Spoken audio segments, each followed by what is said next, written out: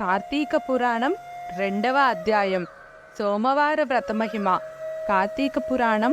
జనక, ఇంతవరకు నీకు కార్తీక మాసమునందు ఆచరించవలసిన విధిక్రమము మాత్రమే తెలియచేసి తిని. కార్తీక మాసంలో సోమవార వ్రతమునకు ప్రత్యేక ప్రాముఖ్యము కలదు. కాన సోమవార వ్రత విధానమును, దాని మహిమను గురించి వివరించును. సావధానుడివై ఆలకించుము. కార్తీక మాసంలో సోమవారం శివునికి అత్యంత ప్రీతికరమైన రోజు.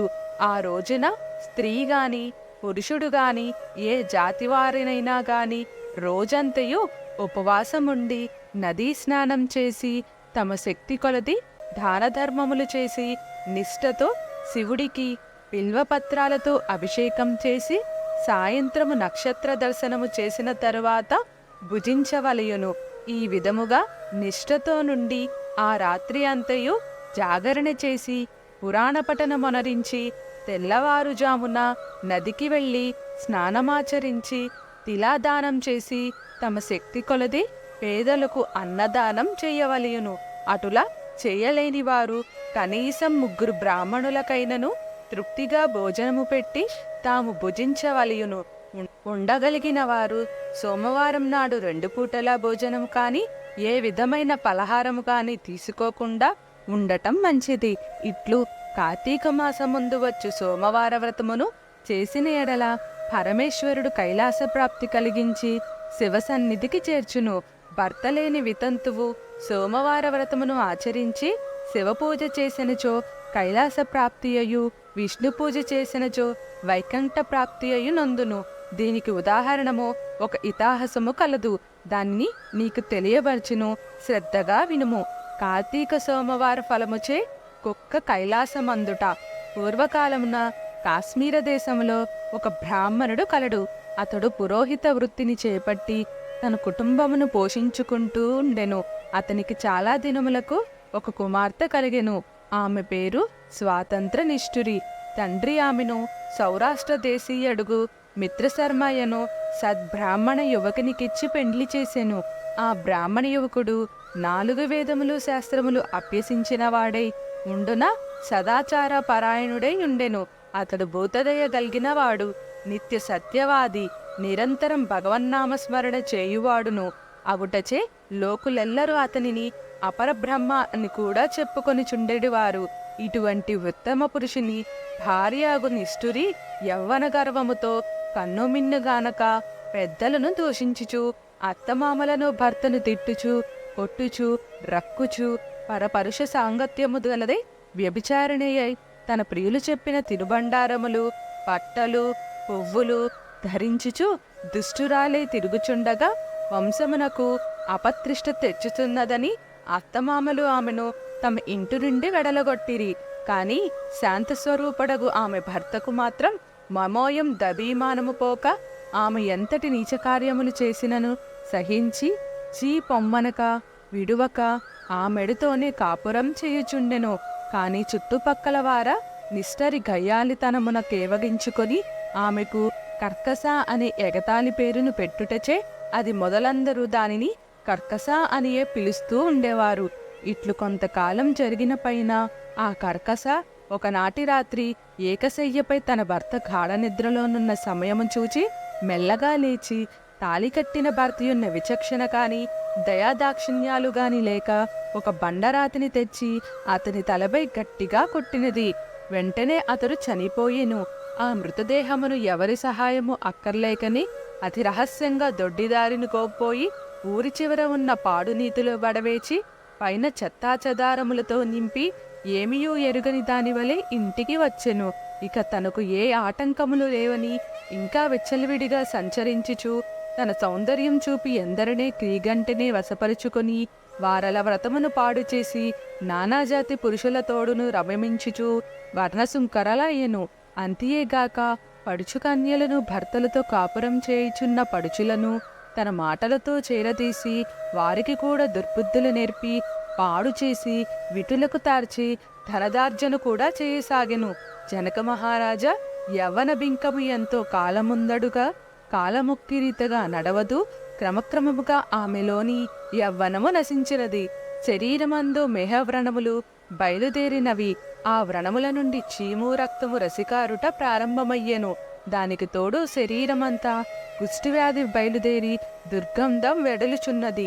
దినదినము శరీర పటుత్వము కృషించి కరూపియే భయంకర రోగములతో బాధపడుచున్నది. ఆమె యవ్వనంలో ఉండగా ఎన్నో విధాల తృప్తి కలిగించిన విటులు ఏ ఒక్కరూ ఇప్పుడు ఆమెను తొంగి చూడరైరి. ఆ పరిసర ప్రాంతానికి వెళ్ళిన ఎడల తమ నెటలైనను పలకరించుచునని ఆ విధముగైనను చూడకుండిరి.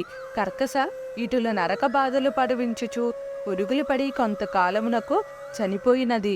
బ్రతికినన్నాళ్ళు ఒక్కనాడైనా పురాణ శ్రవణమైనను చేయని పాపిష్టురాలు కదా. చనిపోయిన వెంటనే భయంకరులైన యమభటులు ఆమెను గోంపోయి ప్రేతరాజుకు యముని సన్నిధిలో ఉంచగా యమధర్మరాజు చిత్రగుప్తులు వారిచే ఆమె పాపపుణ్యముల జాబితాని చూపించి, భటులారా, ఈమె పాపచరిత్ర అంతింత కాదు. వెంటనే ఈమెను తీసుకువెళ్ళి ఎర్రగా కాల్చిన ఇనుప స్తంభమునకు కట్టుడు అని ఆజ్ఞాపించెను.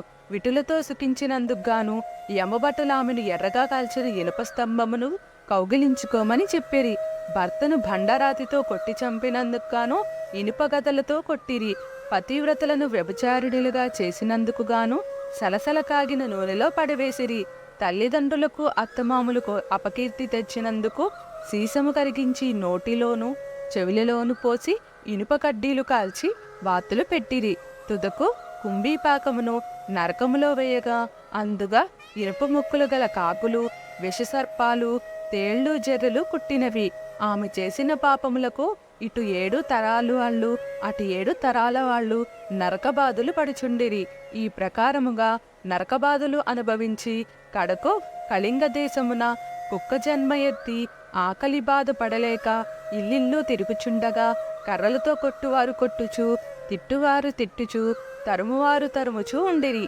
ఇట్లుండగా ఒకనాడొక శ్రోతీయ బ్రాహ్మణుడు కార్తీక సోమవార వ్రతమాచరించి ఉపవాసముండి సాయంత్రం నక్షత్ర దర్శనము చేసి బలి అన్నము నరుగుపై పెట్టి కాళ్ళు చేతులు కడుగుకొనుటకై లోనికి వెళ్ళిన సమయమున ఈ కుక్క వచ్చి ఆ బలి అన్నము తినెను. వ్రతనిష్టగరిష్ఠుడైన ఆ విప్రుని పూజా విధానముచే జరిమించిన బలి అన్నమగుట చేతును ఆ రోజు కార్తీక మాస సోమవారం అగుట వలన కుక్క ఆ రోజు అంతయు ఉపవాసంతో ఉండట వలనను శివపూజ పవిత్ర స్థానమైన ఆ ఇంటి దొరికిన ప్రసాదము తినుట వలనను ఆ శునకమునకు జన్మాంతర జ్ఞానం ఉద్భవించెను. వెంటనే ఆ శునకము, విప్రకులోత్తమ, నన్ను కాపాడుము అని మొరపెట్టుము. ఆ మాటలు బ్రాహ్మణుడులు ఆలకించి బయటకు వచ్చి చూడగా కుక్క తప్ప అన్యులెవరూ లేనందున లోనికి వెళ్ళెను. మరలా రక్షింపుము రక్షింపుము అని కేకలు వినపడెను. మరలా విప్రుడు బయటకు వచ్చి, ఎవరు నీవు, నీ వృత్తాంతమేమి అని ప్రశ్నించగా అంత ఆ కుక్క, మహానుభావ, ఈ పుట్టుకకు వెనుక 15 జన్మల ముందు వికృకులాంగను నేను వ్యభిచారునై అగ్నిసాక్షిగా పెండ్లాడిన భర్తను చంపి వృద్ధాప్యములో కుష్ఠురాలనై తనువు చాలించిన తరువాత యమదూతల వల్ల మహానరకము అనుభవించి నా పూర్వీకుల పుణ్యఫలము వల్ల ఈ జన్మలో కుక్కనైతిని. ఈరోజు మీరు కార్తీక సోమవార వ్రతము చేసి ఇచ్చట ఉంచిన బలి అన్నమును తినుట వలన నాకీ జ్ఞానోదయము కలిగినది. కావున ఓ విప్రోత్తమ, నాకు మహాపకారంగా మీరు చేసిన కార్తీక సోమవార వ్రతఫలమొకటి ఇచ్చి నాకు మోక్షము కలిగించమని ప్రార్థించుచున్నాను అని వేడుకొనగా, కార్తీక సోమవార వ్రతములో చాలా మహాత్యమున్నదని గ్రహించి ఆ బ్రాహ్మణుడు ఒక సోమవారం నాటి ఫలమును ఆమెకు దారపోయగా వెంటనే ఒక పుష్పక విమానము అక్కడికి వచ్చెను. ఆమె అందరికీ వందనము చేసి అక్కడి వారందరూ చూస్తుండగానే ఆ విమానమెక్కి శివ సాన్నిధ్యము కేగెను. వింటివా జనక మహారాజా, కావున నీవును ఈ కార్తీక సోమవార వ్రతము ఆచరించి శివ సాన్నిధ్యమును పొందు అని వశిష్ఠుల వారు హితబోధ చేసి ఇంకను ఇట్లు చెప్పదొండగిరి. స్కాంద పురాణాంతర్గత వశిష్ఠ ప్రోక్త కార్తీక మహత్యమందలి 2వ అధ్యాయం 2వ రోజు పారాయణము సమాప్తము. స్వస్తి.